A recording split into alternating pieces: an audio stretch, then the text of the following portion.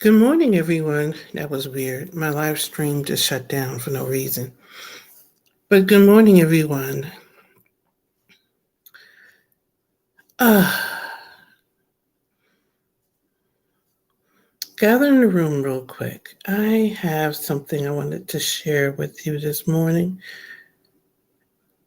A couple of things I want to share with you this morning.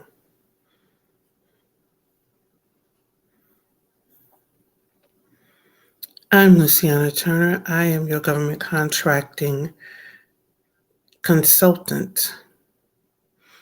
I provide compliance services to those who seek operations within government contracting.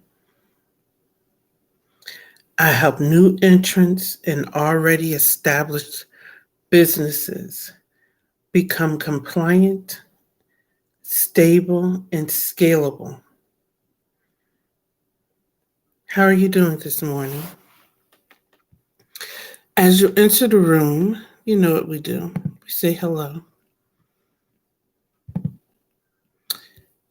If you're catching this by the replay, hashtag replay.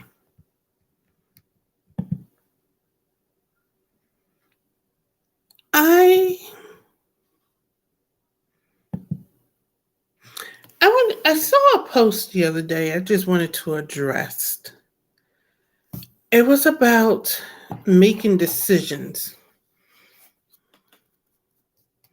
I want to talk to, and I was talking specifically to new businesses, new entrants in the market.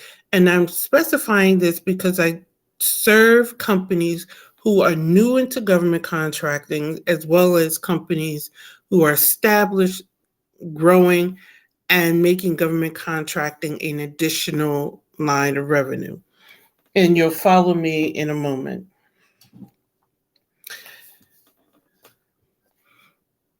When you go into business, you will find consultants, coaches who teach this, I call it hyper aggressive model of overcome the objective, go for the emotional sale. And most people in the B2C market are emotional buyers. I tend not to be one. I embrace that about myself, and I'm okay. I have angered some people because I am not an emotional buyer. And I find that when I buy emotionally, it's usually a mistake. Anyway, what you will find is that when you're dealing with larger corporations, when you're dealing with the government, they are not emotional buyers. So you get frustrated with the process because you're still trying to apply a technique that you learned from some of these coaches that does not work because you're in a new space, a new day. You're talking to a new audience. So that bully boy tactic is what I like to call it, of scarcity model of, I don't know what else to call it. It's almost fear mongering, playing to their weakness, does not work in the government space. Using the hyper emotive language does not work. And until you recognize you need to learn new techniques, until you recognize you need to employ new language, you will be frustrated trying to sell to the government. You will be frustrated trying to present yourself as a subcontracting partner to these larger contractors. You will stay frustrated because they're not moved by your emotional ploys.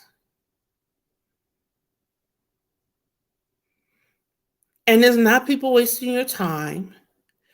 It's not, I hope you attract people who waste time just like you. I attract clients like me, which I'm glad I do, because they take their time and make sound decisions. I rather attract a client who makes a sound decision and who is committed to the commitment than fly by night people who operate off of fear that I have to constantly reassure.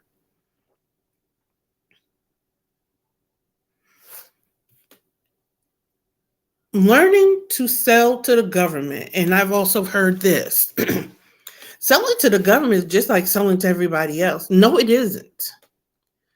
There are different processes in place. There are different procedures in place. The decision making process is a little longer because there are more people involved in it. I guess I get the oversimplification of it, but it sets people up for frustration when you try to plate it down. And then they come in and then they can't understand why they're not seeing an immediate success.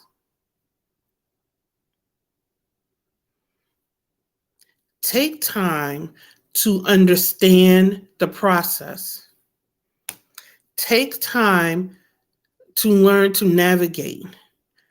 Hire that consultant, hire that coach.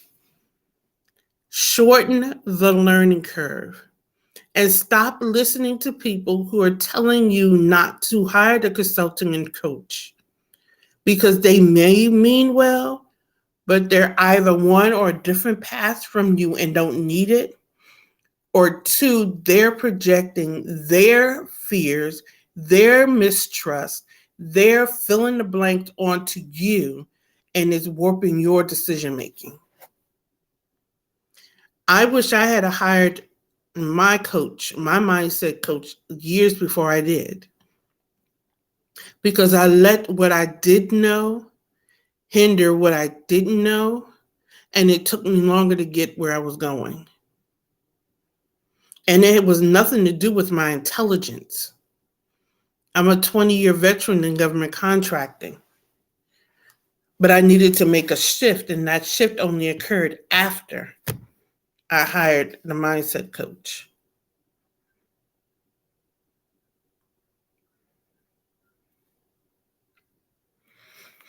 That's all I have for you today.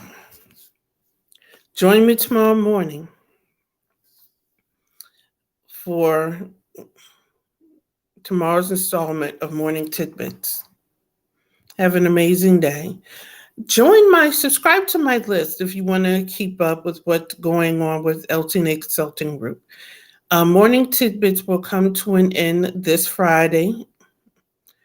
As you know it, I'm changing directions this year and doing new things. And new things require shelving old projects and reshaping them for the new year. So have an amazing day.